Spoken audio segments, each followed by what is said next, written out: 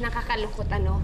Akala ko din si Nick ang totoong ama ni Trudis. Kasi pag titingnan mo naman sila, mukha naman silang mag-ama. Chet, bakit hindi mo puntahan si Trudy sa kwarto niya? Tingnan mo, baka kailangan niya ng tulong sa pag-impake ng mga gamit. Mabuti pa nga. Ched. Bakit hindi na lang natin bigyan ng panahon yung mag-ama? Ay, hindi nga pala sila mag-ama, ano? Let's just give them time. Alam mo, hindi madali. Lalo na para sa bata. Ang biglang magbago ng buhay. Totoo yan. Dadalhin nyo sa kutsyon, tapos ibabalik nyo sa papag. Gano'n ba mga ugali ng ano? Well... Pero mahal naman ni Nick si Trudis, di ba? Oo nga Oo. po, Nay. Mahal Pero hindi po pwedeng basta-basta na lang ganun. Hindi talaga pwede dito si Trudis eh. Wala siyang karapatan dahil hindi siya tunay na Ferrer. Yes, but she can visit anytime she wants. She can play with Sugar, right, Sugar? Wala namang problema.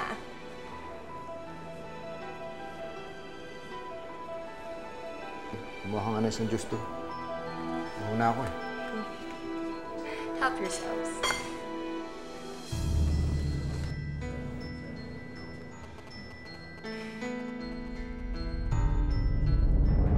So, attorney, it's final, no? Hindi talagang anak ni Nick si Trudis? Well, yun po ang resulta ng DNA test. So, ang ibig sabihin nun, walang karapatan si Trudis sa kayamanan ng mga Ferrer, right? Wala po. Kahit na gumawa pa ng paraan si Nick? Unless legally adopted yung bata. Pero matagal na proseso yun, di ba? Matagal at masusing proseso. Pero para sa isang batang hindi naman niya kaano-ano, palagay ko, hindi na tsatsagain ni Nick ang ganong hassle. Yan ba ang ipapayo mo kay Nick pag humingi siya sa'yo ng opinyon? Siyempre, siya pa rin ang masusunod, but I will advise against it. Attorney Kiko, napakagaling mo talaga. You're brilliant! At mabuti na lang pala nalaman natin agad na hindi talaga anak ni Nick si Trudis bago gawin ang mga papeles, hindi ba? Okay. Thank you very much. Thanks for your time. Okay? Sige. Drive safely, attorney. Salamat po. Okay. Basta ipangako mo sa akin, Trudis, ha? Tatanawin mo ko kahit minsan sa isang linggo. Papasyal kita, kakain tayo sa labas. Bilang kita ng maraming damit.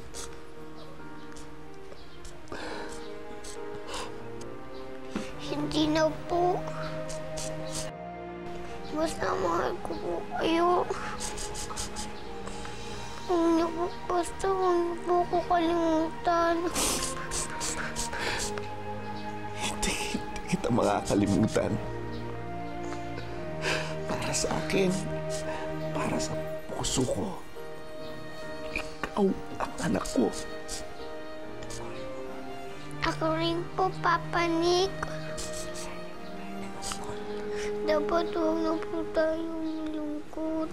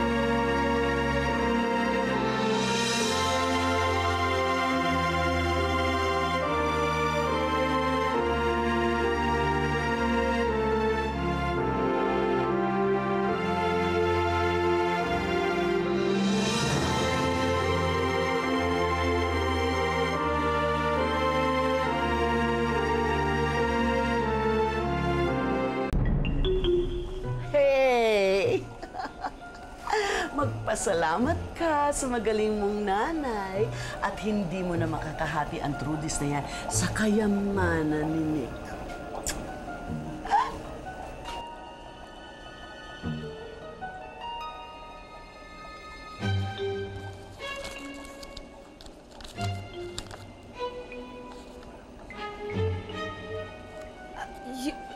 You mean si Nick ang totoong tatay ni Trudis? Oo.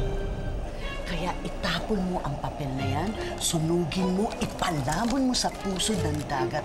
Walang dapat nakakita ng resultang yan, kundi lagot tayo pare-pareho. Naiintindihan mo? Aray. Kang mag-alala, Ma. Ilang minuto na lang. Mawawala na yung kutong lupa na yan dito sa pamamahay natin. Correct. Thanks to your mother, dear. Thanks! You're welcome. So happy! Yeah, ako din. Thanks! Ba't katagal yung paalaman dito? Abi, mag-goodbye lang eh. Hindi pa masabing goodbye na lang, tapos umalis na. Kita mo, ang tagal-tagal na natin dito, kalaki-laki ng bahay. Diyos lang ang binigay. Bibigay nga ng cake, pambata naman. Itiko mo nga yung bunganga mo. Nakakaya ba kami makarinig sa'yo? Mukha kang patay gutom.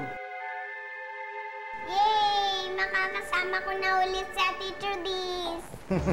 Oo nga. Ano, hindi pa ba tapos ang paalamanan? Parang tagal. Medyo nagugutom na nga ho kami. Namumutla na kami sa gutom. Ay, Diyos lang ho yung pinadala. Naman. Sensya na. Sensya na. O sige, magpapahanda na lang ako. Ay, salamat naman po. Baka naman ho pwedeng kanin nang sa ganun na mabigat-bigat sa tiyan. Samahan niyo na rin ang ulam.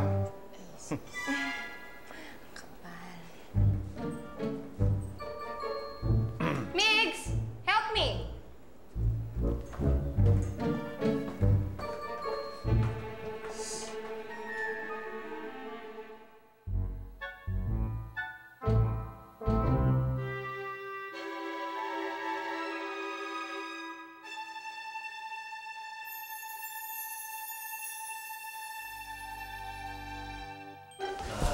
Ma'am Alice? Migs, bakit? Tungkol ho sana dun sa trabahong binigay niyo po sa akin. You're doing a great job! Yun nga po, ma'am eh. Hindi ho talaga ako bodyguard. Hindi ko rin ho hilig maging bodyguard. Kung pwede po sana, babalik na lang ho ako sa flower farm. Anong ibig mo sabihin? Magpapaalam na ho sana ako. Hindi! Ang ibig ko sabihin, hindi naman papayag si Sir Nick mo niyan. Kailangan kita. Yung protection na binibigay mo sa akin, napaka-importante nun, Migs. Hindi po talaga, ma'am eh. Hindi talaga yun yung hilig ko at yung gusto kong trabaho. Alam mo, Migs, hindi naman ako yung makakapag-desisyon yan eh. Alam mo, ganito na lang. Kausapin natin si Nick, okay? Pero wag na lang ngayon kasi alam mo naman lahat ng dramang nangyayari sa buhay niya ngayon. Ang dami-dami niyang problema. Ta-timing tayo. Kakausapin natin siya. Kaya ngayon, ituloy mo muna yung trabaho mo, ha? Hanggat sa makausap natin siya. Okay? Okay.